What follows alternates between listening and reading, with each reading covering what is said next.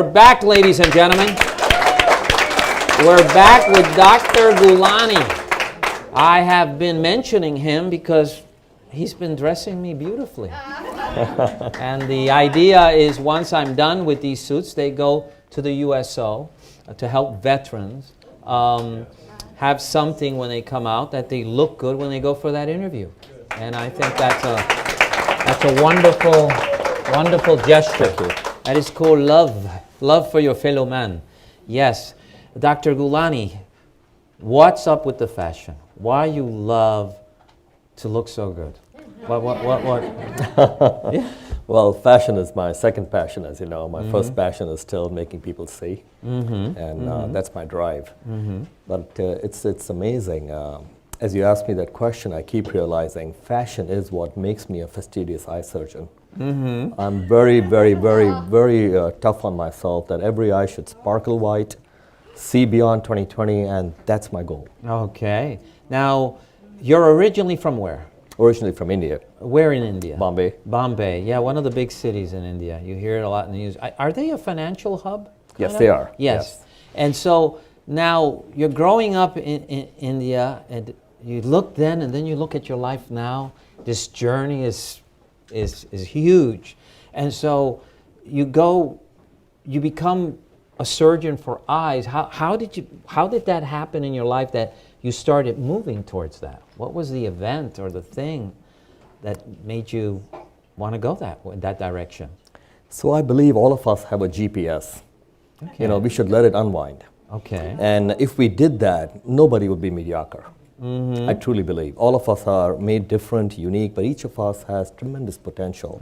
So I've followed my GPS all my life. I've never had a mentor.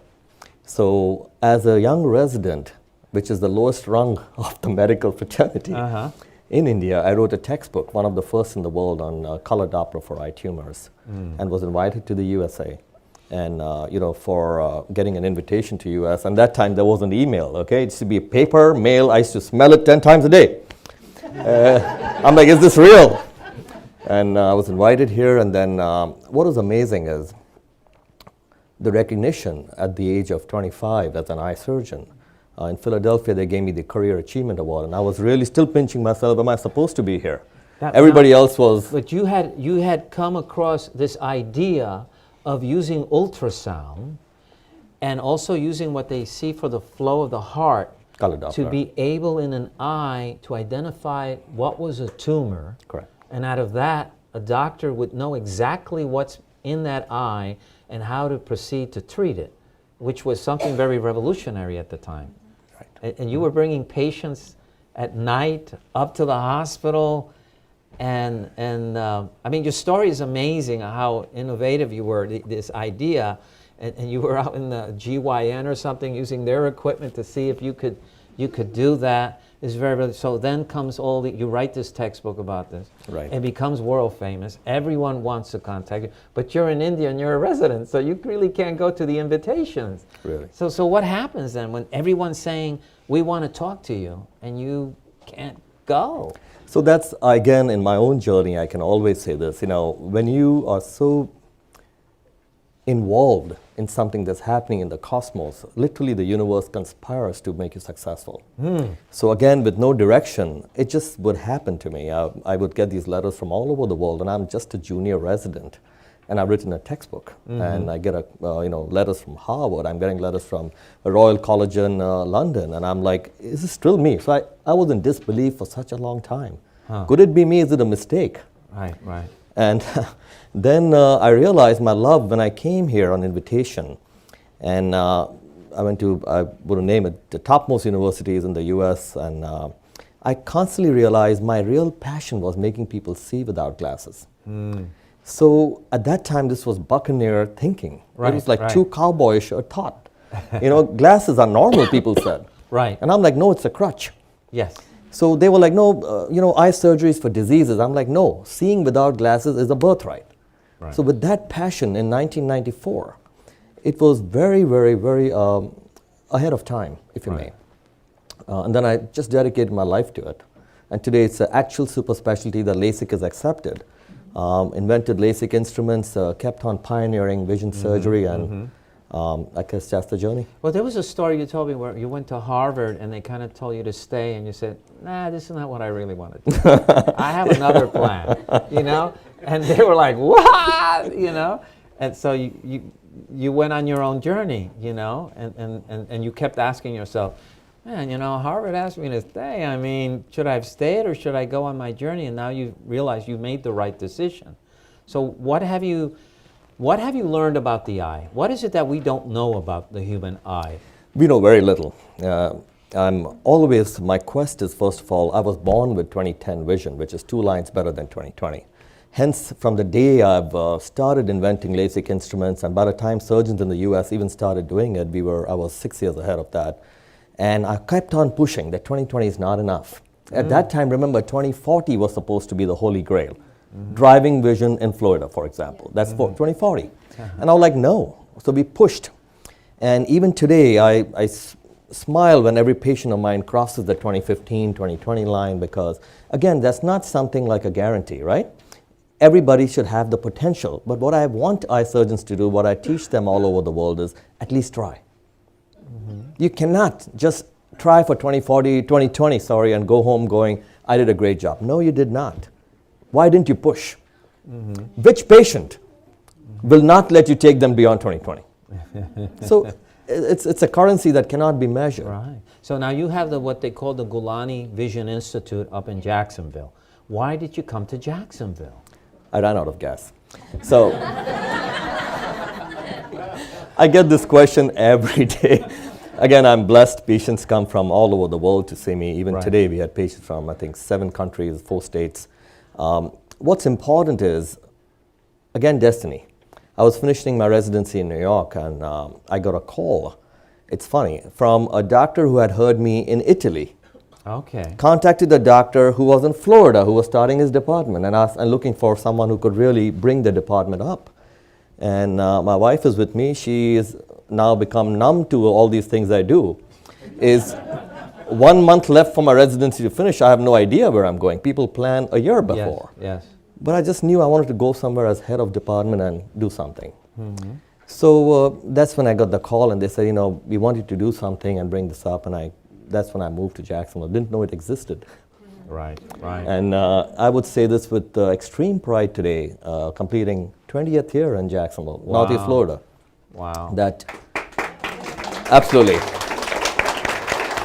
So 2001 I came here. Now coming up, I would say this is perhaps Jacksonville, St. Augustine, perhaps one of the biggest gems undiscovered in our entire country. Well, the Mayo Clinic is here. More than that, the people are amazing. The weather is fantastic, sans the snow. Right. And I think we can do so much more. I've said this on stage many times. We could be the medical hub for the world. We are the golf destination. Yeah, but they call medical tourism. Yeah, let's not talk about football here, but so all those things. If you think about it, I believe Jacksonville is and St. Augustine, it's a tremendous pride we should have for what we have here. Look at the beauty, look at the weather. And my staff always laughs at me. They say you should be the mayor of St. Augustine, because every patient who flies to me, I tell them, okay, surgery is tomorrow, go to St. Augustine. It's a beautiful town, and I keep saying that. So my staff now just automatically says it to patients. It's like, okay, your surgery is tomorrow, you'll be in bed, but today Dr. Gulani will tell you to go to St. Augustine. And so when people when people come to your Vision Institute, what are some of the procedures you do for them? So the biggest thing I teach, and do is custom design. That's why I told you my fashion may have led me to eye surgery. So LASIK surgery, which is so famous that I'm sure every surgeon or every patient, every person knows today, it's important to realize that most doctors do only 1 or 2 kinds of LASIK. There are 23 kinds I do. There are 18 ways of doing cataract. There are 30 lens implant choices. Wow. There are 48 techniques to make everybody see without glasses. If you had a bad outcome of LASIK or cataract or inadequate outcome, you can be corrected back to 20/20. So that has become my passion. It always was. Right. In other words, these patients who are flying to me are 3 kinds of patients. One who wants just the best, for their outcomes. Right. Second are those who had a bad outcome of, let's say, LASIK cataract Right. surgery. Right. And 3 are those who are told they're not a candidate. Right. For whatever reason. There's no such thing. Well, you had a patient that I met who they botched them like 14 times or something like that, and you went and brought him back to 2020. I got to meet this man out in Jacksonville. During our suit giveaway, yes. Yes, and we toured your institute, state of the art, very impressive, and there were other people there, even a friend of mine, Suzanne Shunka, who The artist. Yes, the artist, how you corrected a stigmatism she had that was really hampering, and now she's, and she's back to painting and doing what she loves. So you've really changed the lives of many, many people. I mean, I can't understand how blind people can be happy. I mean, I meet blind people and they great conversation, they look normal, but I say, how do you carry yourself in a world you cannot see? Which is I mean, I find that, I think I could go deaf, I maybe cannot speak, but wow, my eyes are just so important, so that you can actually take someone who's deteriorating and giving them like a boxer, a second wind to finish the fight. Well, amazing. Jorge, here's where you take this conversation next level. That's the 3 kinds, yes, of patients, but more important, I believe, and I'm doing this, 20/20 patients can be improved. Oh, wow. I said this 14 years ago, actually, at a world conference in Germany. I said this as an anecdote at that time. I said, there will come a time very soon, in a decade, where a person with 20/20 will walk into a doctor's office and the doctor will go, maybe I can help you. Yeah. Well, someone was talking about people a long time ago, when people were hunters and stuff, how accurate their eyes had to be because they had to survive. They had to be able, very far away, see where these animals were moving and movement, because that's how they would eat, they would hunt, they had fire. And I see so many people. In Japan, I was shocked. Everybody had glasses. It was like genetic. Every bus I'd look, it looked like some strange movie of a planet of people all wearing glasses, And I was wondering why, and you see they never look far. They're always, and I always felt your eye is like any other muscle. You got to use it, or if you only move your arm to here, this would be very painful if you tried. So what do you see in the future for yourself? Here you have this wonderful institute, very successful. I think you just flew in from New York. You're always around teaching and helping surgeons. What's the future for Gulani? So just recently, actually, we started the world's first cataract suite, which is no more do you have to go to a hospital for surgery and be knocked down on a gurney bag and stuff like that. It's a beautiful spa-like experience. And anybody who's going to cross 58 years of age is going to have a cataract. It's like a graying of our hair. It's not a disease. I already have one starting in one eye. Right. Everybody will. In fact, 48 to 58 is what I call dysfunctional lens syndrome. And people have trouble in a restaurant and, nighttime they're not that confident. And doctors keep telling you, wait, it's early, it's small. And there's no such thing. Your vision is impacted, it needs to be corrected. In fact, I want patients to go up to their doctors at the age of 60 and go, hey doc, can you design my vision now for the rest of my life? And that should be an ask. It's a birthright. So if you look at it that way, you won't go home morose with, hey, I was told I have a cataract, oh my God. You go, no, I'm 60. Can we please do something? And I want to see all these distances, doctor. And did I tell you I don't like glasses?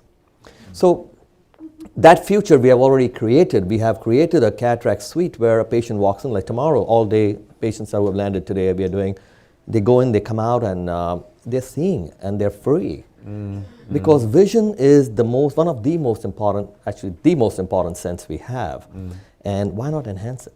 Right. Which NFL team will win? We're talking football again.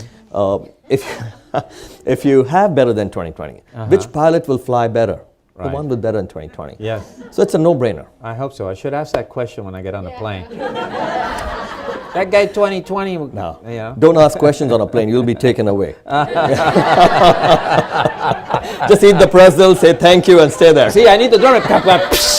That's what I need, the symbol. Well, doctor, it was a pleasure. And for those who want to know more, there's you just Google Dr. Gulani and you'll be flooded with information. You're world famous, and I'm really, really honored that you said yes when I said, would you come on to my show? My pleasure, Jorge. Let me say this also to the audience.